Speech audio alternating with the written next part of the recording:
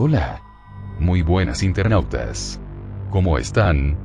Hoy les traigo un video muy interesante, acerca del Apolo 13, el desastre más exitoso de la NASA. Esto será un poco largo, así que comencemos. Si morimos, queremos que la gente lo acepte.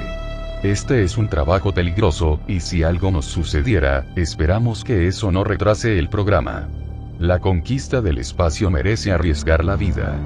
Con estas palabras, Gus Grissom, comandante del Apolo 1, contestaba a una pregunta de Associated Press acerca de los riesgos que se asumían en la carrera espacial, apenas un mes antes de que un incendio dentro de su cápsula se llevara su vida y la de su tripulación, Edward White y Roger Chaffee, durante una prueba en tierra el 27 de enero de 1967. El programa espacial americano se cobraba de esta manera sus primeras 3 víctimas en su intento de llegar a la Luna. Otros antes que ellos habían dado sus vidas durante pruebas y entrenamientos tanto en la Unión Soviética como en Estados Unidos, pero la tripulación del Apolo 1 fue la primera que se perdió dentro de una nave espacial, si bien, en tierra firme. Ningún programa se había cobrado aún la vida de ningún astronauta en vuelo, pero esto último fue precisamente lo que acabaría sucediendo apenas 2 meses después en el lado soviético, cuando Vladimir Komarov murió al regreso de su vuelo espacial a causa del impacto contra el suelo de la nave Soyuz que tripulaba, cuyo sistema de paracaídas no llegó a desplegarse con éxito. La lista de accidentes fatales en la corta historia de la exploración espacial estuvo a punto de aumentar 3 años más tarde, cuando uno de los tanques de oxígeno del módulo de servicio del Apolo 13 explotó estando la nave a unos 320.000 kilómetros de la Tierra.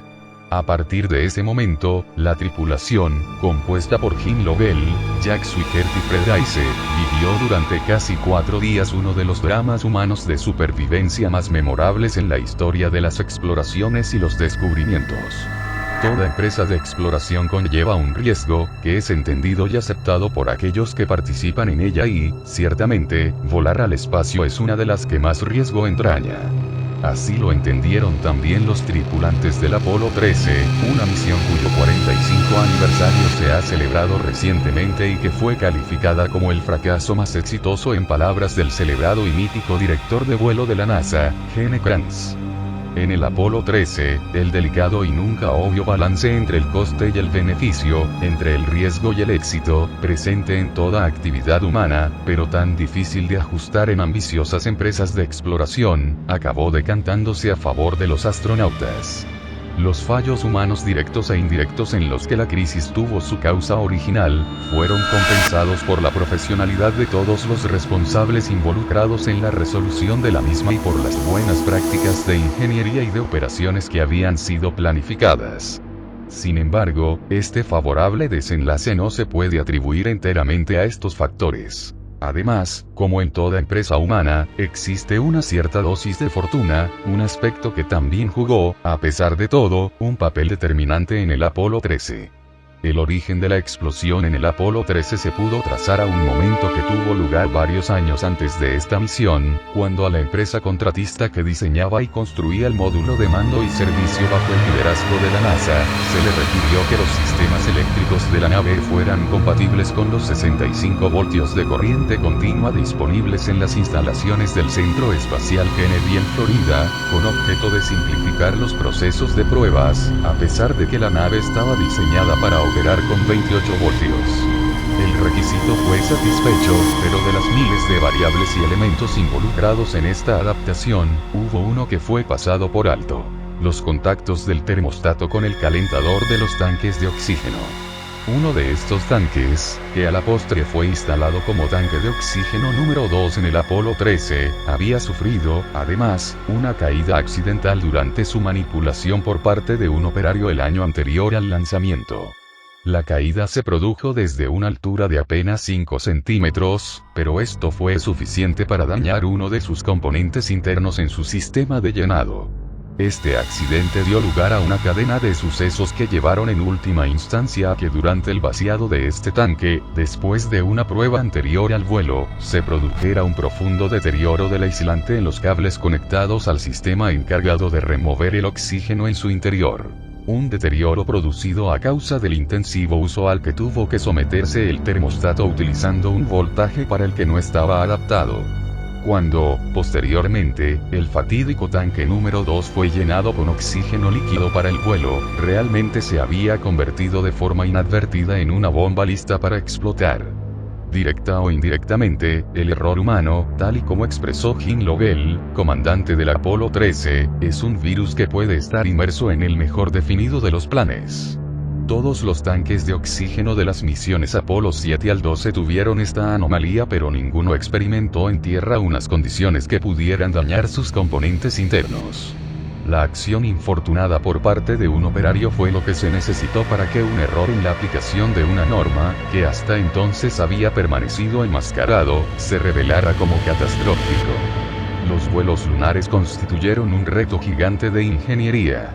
Muchas tecnologías y conceptos de operación hubieron de ser inventados y desarrollados. Se tuvieron que integrar numerosos sistemas de diversa naturaleza que tenían que operar en condiciones físicas extremas. El software de vuelo, las comunicaciones, los sistemas térmicos, de sustento vital, pirotécnicos, de control, etc., de todas las naves y elementos implicados debían funcionar a la perfección o casi a la perfección.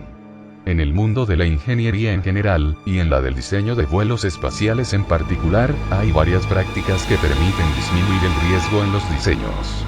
Se emplea redundancia en sistemas que son considerados críticos para la supervivencia de la tripulación o para el éxito de la misión. Se diseñan elementos para que operen en circunstancias más extremas que las esperadas.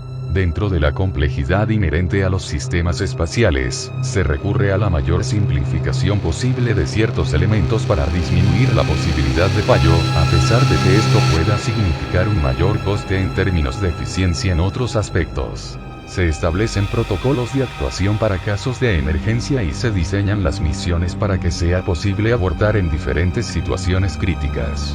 Se procede al entrenamiento intensivo del personal involucrado en la misión, no solo de la tripulación, etc. Sin embargo, si bien la probabilidad de éxito se da en una relación inversa al riesgo, hay un punto a partir del cual seguir introduciendo medidas de precaución para evitarlo puede no merecer la pena de cara a alcanzar los objetivos deseados y, de hecho, puede llegar a ser contraproducente. Gene Lovell también lo entendía así. Ciertamente, el riesgo se reduce drásticamente con la introducción de buenas prácticas de diseño que contemplen diversas medidas de seguridad. Si no fuera así, el riesgo sería muy alto o demasiado alto como para afrontar una misión con garantías de supervivencia y de éxito. Sin embargo, se puede argumentar, apunta también Lovell, que a partir de un punto, mayores inversiones en medidas de seguridad apenas conseguirían reducir el riesgo de forma significativa. De hecho, Lovell piensa que el añadido de más redundancia, de más equipos para gestionar más posibles fallos, la introducción de más entrenamientos para que la tripulación aprenda más procedimientos de actuación, etc., solo podría resultar en que el riesgo volviera, de hecho, a crecer. Gene Lovell pensaba, y creo que puedo afirmar que así lo hacían todos aquellos que participaron en los vuelos lunares, que en el programa Apolo se hizo un buen trabajo en el ajuste del delicado balance entre los riesgos y los esfuerzos invertidos en su reducción. Esta no es una percepción arbitraria, sino que está basada cuantitativamente en los resultados de los vuelos y en el satisfactorio historial de resolución de las crisis que, de mayor o menor relevancia, se dieron en numerosas ocasiones a lo largo del programa Apolo. Sin embargo, en el análisis del riesgo, hay un factor que no puede ser contabilizado ni anticipado de ninguna manera posible. Gene Lovell lo llamó destino, suerte, o algo así. En un procedimiento normal de operaciones en los vuelos lunares, llamado Cryosphere, el sistema que remueve el oxígeno líquido de los tanques debía ser activado por la tripulación con cierta frecuencia para evitar que se estratificara. La tripulación del Apolo 13, de hecho, ya había activado este sistema en 2 ocasiones durante el vuelo antes de que explotara el fatídico tanque número 2, que lo acabó haciendo finalmente cuando el Cryosphere fue activado por tercera vez, momento en el que los cables de este sistema, desprotegidos de su aislante, provocaron el cortocircuito que dio lugar a la explosión. Y es aquí donde se esconde esa dosis de fortuna referida por Lovell, ya que de haber explotado el tanque en la primera ocasión, la nave no habría dispuesto de suficiente energía eléctrica para todo el vuelo hasta su regreso a la Tierra. Y de haberlo hecho más tarde, una vez en órbita alrededor de la Luna o cuando el módulo lunar se encontrara en la superficie, no habrían tenido suficiente combustible para poder regresar. Los análisis posteriores a la misión demostraron que si debía haber una explosión como la que se dio en el Apolo 13 antes de poner rumbo a la Tierra, lo ideal era que ésta se diera a unos 320.000 kilómetros de distancia. Prácticamente, como sucedió. El riesgo es inherente a todas las facetas de la vida, pero se torna en un parámetro crítico que debe ser gestionado cuidadosamente en las ambiciosas y, a priori, arriesgadas actividades de exploración. El anhelo por lo remoto que es tormento de exploradores y su ímpetu por navegar mares prohibidos, parafraseando a Herman Melville, tiene que verse siempre, para gozar de alguna garantía de éxito, necesariamente atemperado por la fría lógica del más cuerdo de los planes. Sin embargo, el riesgo cero no existe, y no existe tampoco garantía de éxito sin asumir ningún riesgo. Así lo apunta también Lovell en un mensaje que podría estar dirigido a aquellos que serán un día enviados a otros mundos, y acaso también a aquellos que serán testigos de futuras hazañas y dramas de exploración. Debemos aceptar un cierto riesgo y ser conscientes de que los imprevistos siempre estarán ahí. Debemos tener presente que en algún momento en el futuro volveremos a oír estas palabras: Houston, tenemos un problema SIC, la aversión total al riesgo significa no despegar. Bueno, en fin gente, espero les haya gustado el video. No olvides que si tienes una sugerencia o quieres que haga un video de algún tema, déjalo en comentarios. Gracias por ver, y nos vemos la próxima, hasta luego.